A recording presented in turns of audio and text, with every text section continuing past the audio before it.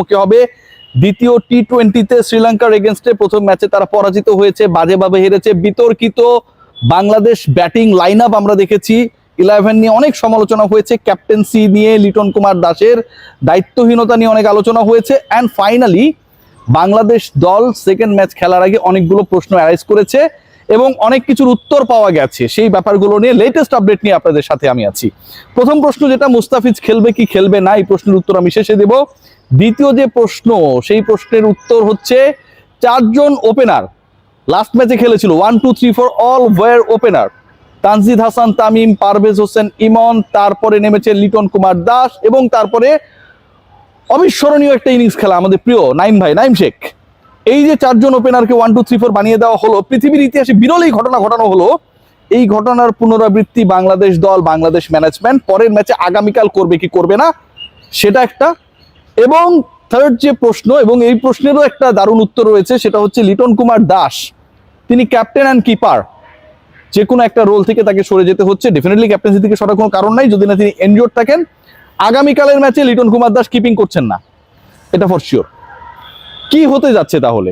আমি যদি শুরু থেকে বলার চেষ্টা করি যে 4 জন ওপেনার নিয়ে যে আলোচনাটা হচ্ছে, সেই পার্টিকুলার আলোচনার রেজাল্ট অন্তত পরের ম্যাচে আমরা যেভাবে পাবো তাতে 4 ওপেনার থাকবে না, 3 জন ওপেনার 1 2 3-তে খেলবে।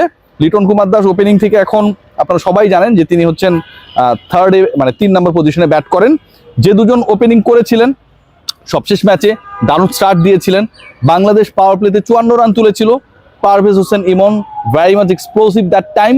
পারভেজ ইমন থাকছেন, পার্টনার তানজিদ হাসান তামিম, বাংলাদেশ দলের এই মুহূর্তে ওপেনারদের মধ্যে সবচেয়ে সিনিয়র, তিনিও থাকছেন। থার্ডে লিটন কুমার দাস। নাম্বার 4 পজিশনে নাইম শেখকে পরের ম্যাচে খেলানো হবে না এখন পর্যন্ত যে সিদ্ধান্ত, কারণ টিম ম্যানেজমেন্ট মনে করছে যে গত ম্যাচে বড় ড্যামেজ করার ক্ষেত্রে নাইম একদম সামনে থেকে একটা নেতৃত্ব দিয়েছেন। 5 ওভারের মতো ব্যাট করেছেন তিনি, এবং এই 5 ওভারে তার অবদান মাত্র 32 রান। যেভাবে স্ট্রাগল করেছেন শ্রীলঙ্কান বোলিং ডিপার্টমেন্টকে রিড করতে, তিনি যেভাবে স্ট্রাগল করেছেন, এটা আসলে কোনোভাবেই মেনে নেওয়ার না। এবং একই দলের বিপক্ষে আপনি যখন পরের ম্যাচটাও খেলবেন, সেখানটায় আপনি গিয়ে বিশাল ইমপ্রুভমেন্ট করে ফেলবেন, অনেক ঝড়ো ব্যাটিং করবেন, স্ট্রাইক রেট বেটার হবে, বাংলাদেশকে ডাউন স্টার্ট এনে দিবেন, এই রিস্ক আর টিম ম্যানেজমেন্ট নিতে চায় না। So Naim is going two be dropped after scoring 32 runs. গত ম্যাচে সেকেন্ড হাইস্ট রান করার পরেও নাইম শেখকে ড্রপ করার মোটামুটি একটা ডিসিশন মেক হয়ে গেছে।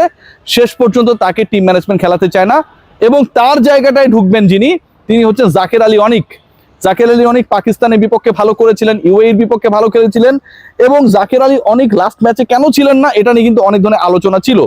বাংলাদেশ ক্রিকেট বোর্ড বা বাংলাদেশ ক্রিকেট বোর্ডের concern department, ইনজুরিস and medical issues নিয়ে যারা ডিল করে, তারা এটুকু গুরুত্বপূর্ণ মনে করে নাই যে জাকের কেন নাই সেটা একটা মিডিয়া রিলিজের মাধ্যমে জানানো দরকার।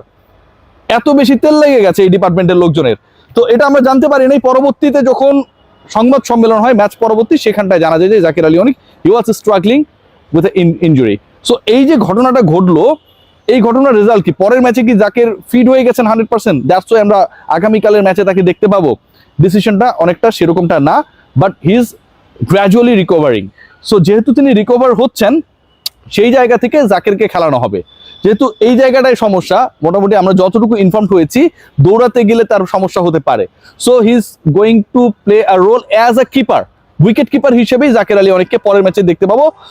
যদিও Liton Kumar Das according to quality of keeping Jaker Ali অনেকের থেকে এগিয়ে, এটা আমি মনে করি।